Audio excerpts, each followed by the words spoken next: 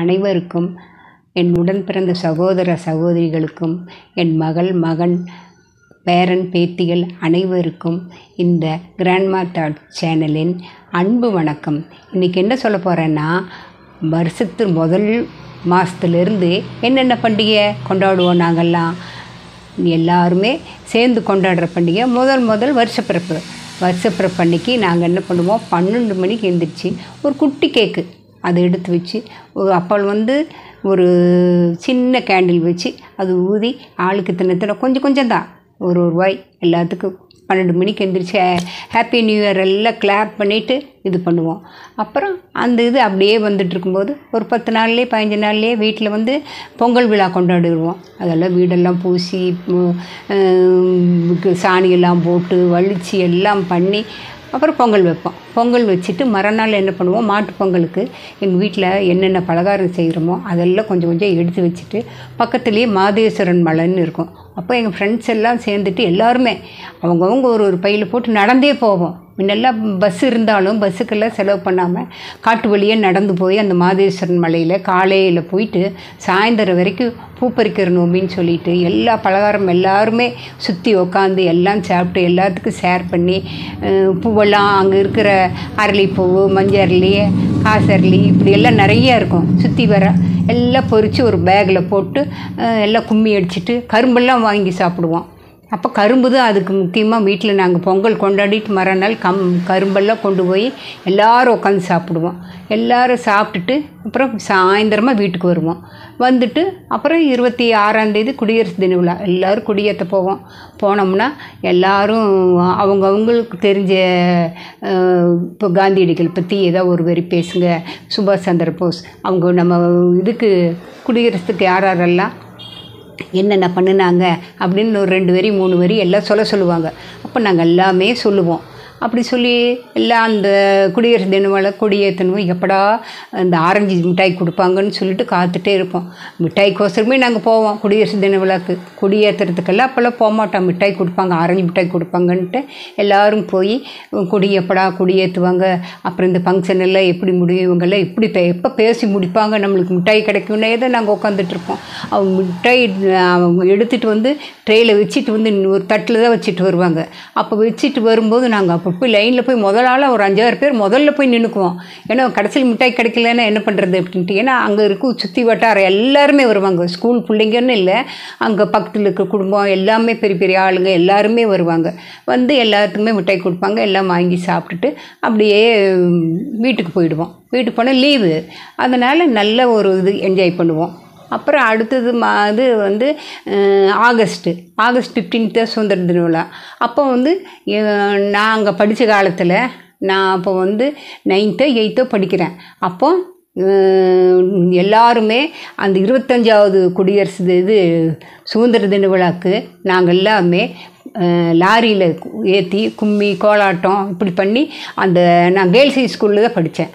அப்போ அந்த கேர்ள்ஸ் ஸ்கூல்லேருந்து அந்த ஒரு ரவுண்டு மேட்டுப்பாளையத்தில் ஒரு ரவுண்டு சுற்றி லாரியிலேயே கூட்டிகிட்டு போய் எல்லா இடத்துலையும் லைனாக ஒவ்வொரு ஸ்கூலாக கூப்பிட்டு போயிட்டு எல்லாம் பண்ணி எல்லாம் செலிப்ரேட் பண்ணுவோம். அப்படி செலிப்ரேட் பண்ணி நாங்கள்லாம் ஒரு நிறைய பேர் எல்லாம் சேர்ந்து எல்லாம் பண்ணது எங்களுக்கு பெஸ்ட்டாக எங்களுக்கெல்லாம் ஒரு இது கொடுத்தாங்க.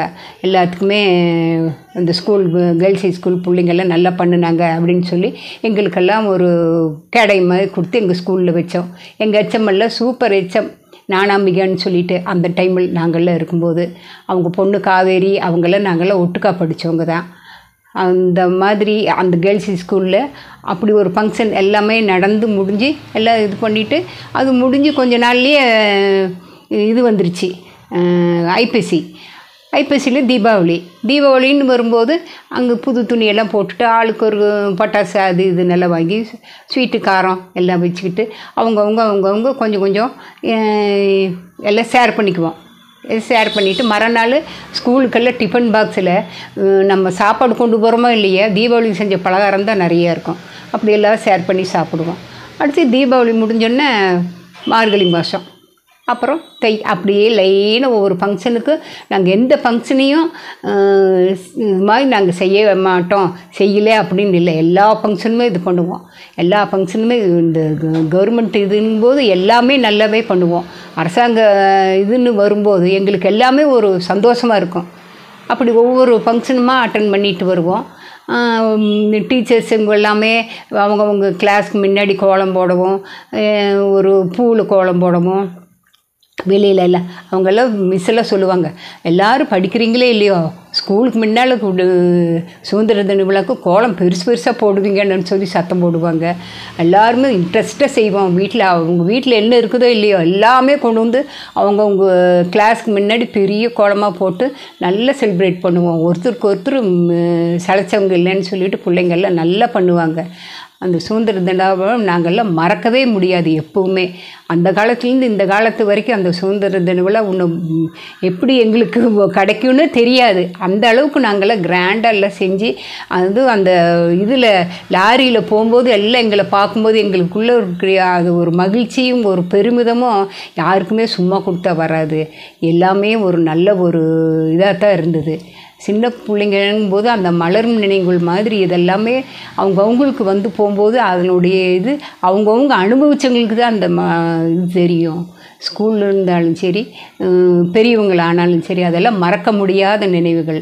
சுதந்திர தின விழா, குடியரசு, பொங்கல், தீபாவளி இதெல்லாமே ஒரு அளவுக்கு எல்லாமே சேர்ந்து எல்லாருமே ஒரு நாட்டினுடைய இது முழுமையாக எல்லாருமே எல்லா விதத்துலேயும் கொண்டாடுறது இந்த மாதிரி எல்லாமே கொண்டாடுறாங்க. இந்த சேனலை பாருங்கள். உங்களுக்கு மனசுக்கு பிடிச்சிருந்தா சப்ஸ்கிரைப் பண்ணுங்கள், என்ஜாய் பண்ணுங்கள். என்ன உங்களுக்கு மனசுக்கு பிடிச்சதோ அதெல்லாம் சொல்லுங்கள். வணக்கம், வாழ்க வளமுடன். செலுத்தி நம்ம வீட்டில் சின்ன சின்ன பிள்ளாரெல்லாம் வச்சு கும்பிடுவோம். அந்த டைம் மண்ணிலேயே எல்லாம் செஞ்சு வச்சுருப்பாங்க. அதெல்லாம் வாங்கிட்டு பூஜை பண்ணி அதுக்கு ஒரு 3 நாள் 4 நாள் பூஜை பண்ணி அதை கொண்டு போய் பவானி ஆற்றுல போய் கரைச்சிட்டு வருவோம். அந்த அன்னைக்கு எல்லாருமே தார தப்பட்டையோடு அவங்கவுங்க லாரியில் போய் எல்லாம் பண்ணுவாங்க. நாங்கள் பிள்ளைங்களே யாரும் போக மாட்டோம். பசங்கள்லாம் ரொம்ப ஜாலியாக போவாங்க அந்த விநாயகர் சிலையை போய் கரைச்சிட்டு வர்றதுக்கு. விநாயகர் சதுர்த்தி முடிஞ்சோடனே ஆயுத பூஜை, சரஸ்வதி பூஜை. அந்த ஆயுத பூஜை, சரஸ்வதி பூஜைக்கு நாங்கள் புக்கெல்லாமே எடுத்து வச்சு அதுக்கு ஒவ்வொரு புக்காக எடுத்து பொட்டு வைக்கும்போது எங்கள் வீட்டில் சண்டை வரும். ஏன்னா நாங்கள் 7 பேருமே புக்கு இருக்குமா, அப்போ ஒரு சாமி ரூமே நிறைஞ்சு போயிடும். அந்த அளவுக்கு புக்கு நிறையா இருக்கும். எல்லாத்துக்கும் பொட்டு வைப்போம். அப்பா சொல்லுவார், ஒன்றுக்கு வச்சா ஒன்று போதுமில்லை அப்படின்னு. எல்லாருக்கும் இந்த தமிழ் புக்கு வேணும், இங்கிலீஷ் புக்கு வேணும், மேக்ஸ் புக்கு வேணும்னு எல்லாத்துக்குமே வைப்போம். அப்படின்னு ஒரே கொண்டாட்டமாக நல்லா இருக்கும். அப்போது நாங்கள் பொரியெல்லாம் வாங்கவே மாட்டோம். இந்த ஆயுத பூஜை, சரஸ்வதி பூஜைன்னா தான் நாங்கள் பொரியே சாப்பிடுவோம். பொரி, சுண்டல் எல்லாம் நாங்கள் வீட்டில் எப்போவுமே சாப்பிட்டதே கிடையாது. அந்த ஆயுத பூஜைன்னா தான் பொரி, சுண்டல் செய்வோமா அப்படின்னு சொல்லிட்டு நாங்கள் செய்வோம். மற்றபடி சாதாரண நாட்களில் பொரியெல்லாம் சாப்பிட மாட்டோம், ஒன்று மாட்டோம். ஆனால் இப்போ யாராச்சும் ஒரு உறம்பர் வந்தாலும் பொரி வாங்கிட்டு வறுத்து கொடுத்துரு அப்படின்னு சொல்லி பொரி வாங்கிட்டு வருவோம். இப்போ பொரி ஒரு இதாக ஃபுட்டாக போயிடுச்சு, ஒரு ஸ்நாக்ஸாக போயிடுச்சு. அந்த காலத்தில் நாங்கள்லாம் பொரி விநாயகர் சதுர்த்தி எப்போ வரும், ஆயுத பூஜை, சரஸ்வதி பூஜை எப்போ வரும், அப்போ தான் பொரி கிடைக்கும் அப்படின்னு சொல்லி நாங்கள் பொரி சாப்பிடுவோம். தீபாவளி முடிஞ்சோடனே நாங்கள் என்ன பண்ணுவோம், கார்த்திகை தீபத்துக்கு ரெடி ஆகிடுவோம். அப்போல்லாம் ஒரு தெருவுக்கு 4 ஒரு சின்ன சின்ன ரூமாக தான் இருக்கும். ஒரு 10 விளக்கு வச்சாலும் ஜெகஜோதியாக எரியும். அப்போ நாங்கள் 10 அகல் விளக்கு முன்னால் வாசப்படியில் 2 உள்ள 2 வெளியே 2ன்னு ஒரு 10 விளக்கு இருந்தாலே அப்படியே வீடே ஜொலிச்சு கார்த்திகை தீபத்தினுடைய ஒளி வீடெங்குமே நல்லா பரவி தீபமாட்டு இருக்கும். அப்போல்லாம் பார்த்தா குறைந்த இதுலேயே நிறைவாக இருக்கும் தீபம் வந்துச்சுன்னா.